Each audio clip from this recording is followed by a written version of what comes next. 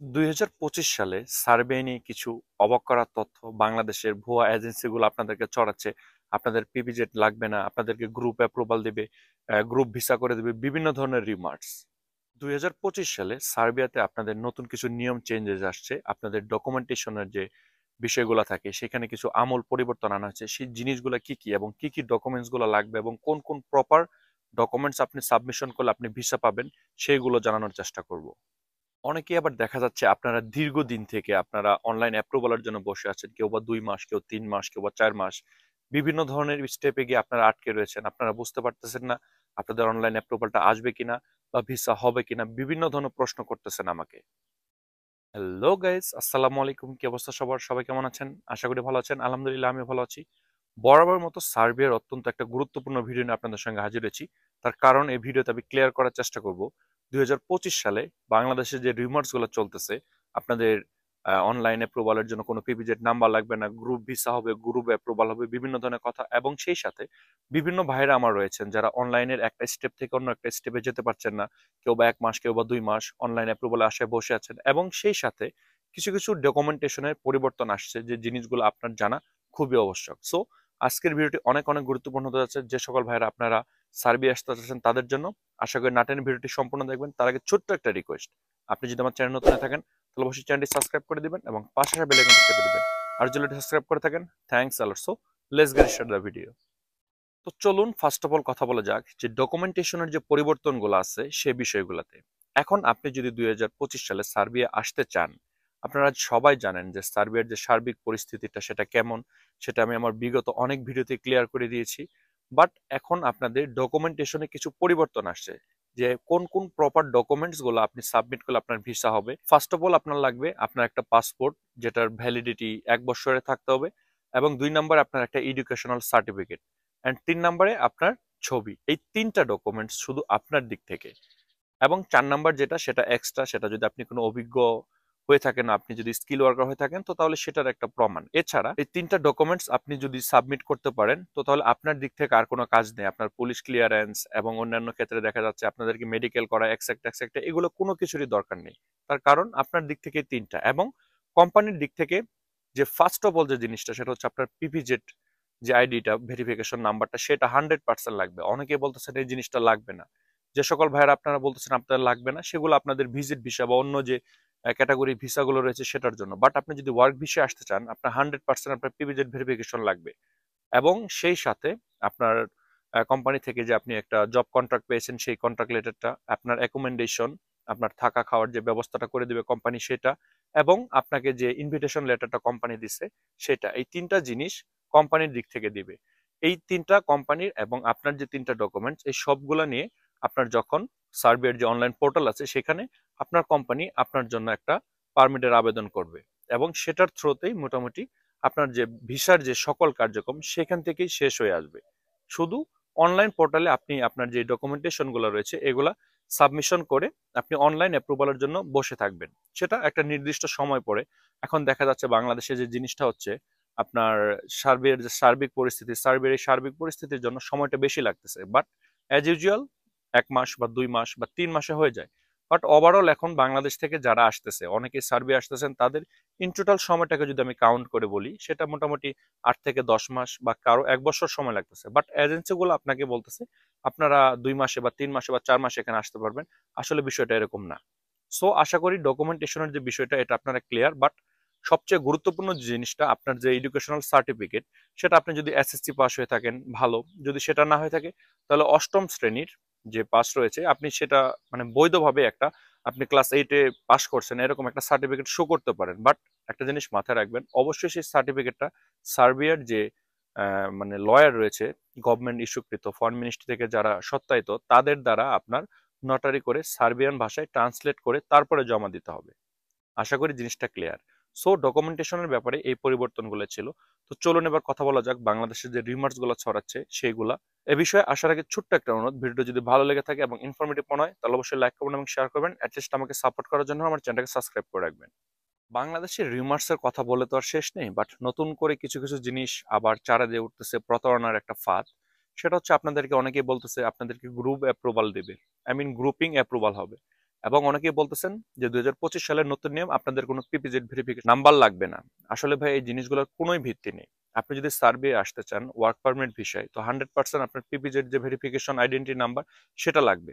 But সেটার থ্রোতে কিছু কিছু চেঞ্জেস আছে। সেটা হচ্ছে যে একটা পিপিজেড ভেরিফিকেশন নাম্বার একজনের থেকে শুরু করে 8জন পর্যন্ত হতে পারে একটা কোম্পানির। আই মিন, যদি কোম্পানি ইচ্ছা করে তাহলে একটা কোম্পানি থেকে 8জন মানুষকে একই পিপিজেড ভেরিফিকেশন নাম্বারের থ্রোতে বা একই পিপিজেড ভেরিফিকেশন নাম্বার দিতে পারে।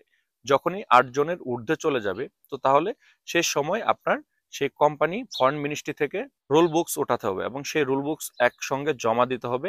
যদি আপনার পিপিজেড এর মানে লোক সংখ্যা 8জনের অধিক হয়ে যায়, তো তাহলে আশা করি জিনিসটা ক্লিয়ার। বাট এই ক্ষেত্রে যে জিনিসগুলো হয়ে থাকে সেটা হচ্ছে যে আপনার এজেন্সি আপনাকে মানে ভীত বা আপনি জানেন না এরকম একটা জিনিস আপনার উপর চাপিয়ে দিচ্ছে যে আপনাদের গ্রুপিং হবে। আসলে ভাই জিনিসটা এরকম না। গ্রুপিং এর ক্ষেত্রে আপনার বেশিরভাগ ভিসাটা রিজেক্ট হয় এবং আপনার যে পিপিজেড এর মেয়াদ সেটা বিভিন্ন সময়ের হতে পারে, বাট বেসিক্যালি সেই সময়টা 1 মাস থেকে শুরু করে 3 মাস পর্যন্ত হয়ে থাকে। যদি এরপরে আপনার মেয়াদটা উত্তীর্ণ হয়ে যায়, আই মিন এক্সপায়ার হয়ে যায়, তাহলে আবার নতুন করে আপনার পিপিজেড ভেরিফিকেশন নাম্বার বের করে তারপর আবার জমা দিতে হবে। আদারওয়াইজ আপনার অনলাইন অ্যাপ্রুভালের যে সময়টা সেটা দীর্ঘক্ষণ হয়ে যাবে, কোনো একটা সময় এসে সেটা রিজেক্ট হয়ে যাবে। আশা করি এই জিনিসটা ক্লিয়ার। চলুন এবার কথা বলা যাক যে গ্রুপিং যে ভিসা বা গ্রুপিং অনলাইন অ্যাপ্রুভাল হবে এ বিষয়ে কিছু কথা বলি। দেখেন, গ্রুপিং অ্যাপ্রুভাল বলতে এরকম কিছুই নেই। যে সকল ভাইয়েরা দেখা যাচ্ছে কোনো একটা কোম্পানিতে 3 থেকে 4জন বা 5জন আপনারা আবেদন করছেন, যাদের পিপিজেড নাম্বারটা এক, তাদের সবারই যে অনলাইন অ্যাপ্রুভালটা সেটা একসঙ্গে আসবে। বাট এটা এই না যে একসঙ্গে একই টাইমে আপনাদের 5জনেরটা একসঙ্গে অ্যাপ্রুভাল হবে। হতে পারে একজনেরটা আজকে হবে, হতে পারে আরেকজনেরটা 2 দিন পরে হবে, স্টেপ বাই স্টেপ হবে। বাট এই গ্রুপিং অ্যাপ্রুভালকে এবং এই গ্রুপিং ভিসা হবে এই জিনিসটাকে কাজে লাগিয়ে এখন বাংলাদেশের এজেন্সিগুলো আপনাদের সঙ্গে প্রতারণার একটা নতুন ফাঁদ তৈরি করছে। গ্রুপিং সেক্টরে আপনার ভিসা রিজেক্টের পরিমাণ সবচেয়ে বেশি। আপনার একসঙ্গে 8জন একই পিপিজেড এর থ্রুতে আপনারা আবেদন করছেন, দেখা যাচ্ছে এখান থেকে 1জন বা 2জন আপনারা অনলাইন অ্যাপ্রুভাল পাবেন, ভিসা পাবেন, বাট বাদ বাকি সবারই আপনাদের রিজেক্ট হওয়ার সম্ভাবনাটা বেশি। তার কারণ সার্বিয়ার যে কোম্পানিগুলা, তাদের যদি লোক লাগে 2জন, তো তারা 20জনের জন্য আবেদন করে বসে থাকে। সেক্ষেত্রে গভর্নমেন্ট সবকিছু যাচাই বাছাই করে সেই 2জনেরটাই অ্যাপ্রুভাল দেয় এবং বাদ বাকি যে 18জন থাকে তাদেরকে নির্দিষ্ট একটা সময় পার করার পরে আপনার রিজেক্ট করে দেয়। আশা করি জিনিসটা ক্লিয়ার। আপনারা চেষ্টা করবেন যারা সার্ভে আসবেন এই grouping online approval, grouping visa এই সকল কাজে না আসার জন্য সিঙ্গেল সিঙ্গেল যে কাজগুলো রয়েছে, যে কোম্পানি লোক নেয়, সেই সকল কাজে আসার চেষ্টা করবেন, তাহলে আপনাদের ভিসা রেশিওটা ভালো থাকবে। তো চলুন এবার কথা বলা যাক পরিশেষে যে যাদের অনলাইন অ্যাপ্রুভালের জন্য বিভিন্ন দিন থেকে আপনারা ওয়েট করতেছেন, অনলাইন অ্যাপ্রুভাল পাচ্ছেন না, বিভিন্ন স্টেপে গিয়ে রয়েছেন, তাদের কি অবস্থা, তাদের বিষয়ে কিছু কথা বলা যাক। আপনাদের মাঝে যারা বিভিন্ন দিন থেকে অনলাইন অ্যাপ্রুভালের জন্য ওয়েট করতেছেন, আমি তাদের উদ্দেশ্যে বলবো আপনাদের ঘাবড়ানোর কিছু নেই। তার কারণ সার্বিয়ার যে সার্বিক পরিস্থিতি, এই পরিস্থিতি অনুযায়ী আপনার যে সময়টা আগে লাগতো 1 মাস, সে সময়টা এখন 2 থেকে 3 মাস লাগতেছে। এটাই বাস্তবতা, এটাই রিয়েলিটি। সো আপনারা টেনশনের কোনো কারণ নেই। আপনারা চেষ্টা করবেন ধৈর্য ধরে বসে থাকার, এবং সার্বিয়ার যে ভিসা পদ্ধতি সেটা বাংলাদেশে 2 রকমের হয়ে থাকে। সেই 2 রকমের ভিতরে ফার্স্ট অফ অল হচ্ছে আপনার রিয়েল যে পদ্ধতিটা সেটা, এবং 2 নম্বরটা হচ্ছে আপনার ফেক যে পদ্ধতিটা সেটা। আপনার কার্যক্রম যদি আপনার এজেন্সি একদম সঠিক উপায়ে করে থাকে, সেটার আইডি পাসওয়ার্ড আপনি নিয়ে যদি অনলাইন অ্যাপ্রুভালের সময় যে তারা আবেদন করে, সেই আইডি পাসওয়ার্ডটা নিয়ে যদি আপনি নিজে ঘরে বসে অরিজিনাল ওয়েবসাইটে গিয়ে চেক করে দেখতে পারেন যে আপনার সেই অনলাইন প্রসেসিংটা কোন স্টেপে গিয়ে রয়েছে, স্টেপ বাই স্টেপ আদৌ আবেদন করা হয়েছে কিনা, কোন ভিসার জন্য আবেদন করা হলো, সেটা ওয়ার্ক ভিসা কিনা নাকি ভিজিট ভিসা। এক কথায় আমি বলবো, প্রপার ওয়েতে যদি আপনার আবেদন করা হয়ে থাকে, তো তাহলে সেই আইডি পাসওয়ার্ডটা আপনি নিয়ে নেবেন এবং আপনি নিজে চেক করবেন। আপনার এজেন্সি আপনাকে একটা ছবি দিয়ে দিল বা একটা ভিডিও দিয়ে দিল, এটার উপর ডিপেন্ড করে কোনো সিদ্ধান্তই নেবেন না। সো এই প্রপার ওয়েতে যদি আপনার আবেদনটা হয়ে থাকে, হতে পারে আপনার একটু সময় বেশি লাগতেছে, বাট হতাশ হওয়ার কোনো কারণ নেই। ইনশাল্লাহ আপনি আসতে পারবেন। তার কারণ 2024 সালের শুরুর দিকে যারা আবেদন করছিলেন, 2025-এ এসে তারা অনেকেই ভিসা পাচ্ছেন এবং অনেকেই সার্বিয়া আসতেছেন। আমার অনেকজনের সঙ্গে কথা হচ্ছে।